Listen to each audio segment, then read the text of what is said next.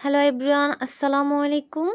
আজকে আমি তোমাদেরকে সাবজেক্ট কি, সাবজেক্ট অর্থ কী তার সম্পর্কে জানাবো।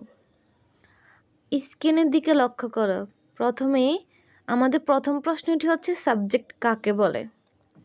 সাবজেক্ট হলো বাক্যের সেই অংশ যা কোনো ব্যক্তি, বস্তু বা বিষয়কে নির্দেশ করে এবং যে মূল কাজটি সম্পাদন করে, অর্থাৎ যার সম্পর্কে কিছু বলা হয়। সাবজেক্ট সাধারণত বাক্যের শুরুতে বসে এবং নাউন বা প্রোনাউন হয়ে থাকে। ধরো, রহিম বল খেলে, তাহলে কে বল খেলে? রহিম। কার সম্পর্কে বলা হয়েছে? রহিম সম্পর্কে। তাহলে এ বাক্যের কর্তাকে? রহিম। তাহলে সাবজেক্ট হচ্ছে রহিম। সাবজেক্ট অর্থ কী? কর্তা, বিষয়, অধীন।